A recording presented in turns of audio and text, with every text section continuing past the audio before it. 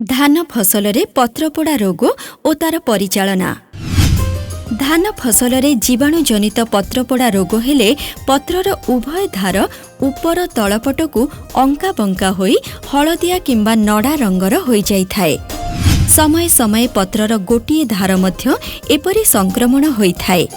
परे परे एही धारगुड़िक सुखी मोड़ी होई जाए। अल्प केतक क्षेत्र में पत्रर मझी शिरा सहित पत्र मझीरे एपरि संक्रमण थिबार देखा जाए। संक्रमणर मात्रा अत्यधिक हेले एहा पत्रा छादक आक्रमण करिथाए। सुखिला पागरे सकाळु पत्र परीक्षा कले पत्र उपरे गोलिया जीवाणु निर्गत गोलाकार अठा विशेष भावरे देखिबाकु मिले। खरारे एगुड़िक हलदिया चकचक देखा जाए। एई पत्रपोड़ा रोग धानर तली ठारू आरंभ करी फूल उड़ेबा पर्यंत देखा जाए। तली कियारी रे रोग हेले तलीगुड़िकर पत्र सुखी जाई मरी जाए। एहाकू क्रेसेक कुहा जाए। क्रेसेक द्वारा संक्रमित बुदा को बहु समय कांडबिंधा पोक आक्रमण करिथिबार अनुमान करा जाए।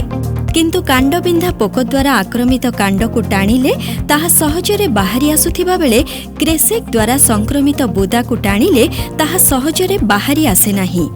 एई पत्रपोड़ा रोग हेले चाषी भाई मानंकु बहुल मात्रारे क्षति सहिबाकु पड़िथाए। पिल मारिबा अवस्थारे एई जीवाणुजनित पत्रपोड़ा रोग हेले कृषक भाई माने जबक्षार जान जातीय सार प्रयोग करिबा कमेई दियंतु।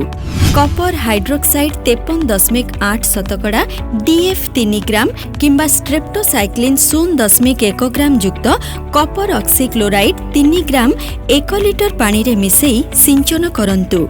एई रोग गर्भ संचार ठारू माँ पत्र आसिबा समय हेले जबक्षार जान सार आउ आदौ प्रयोग करंतु नाही।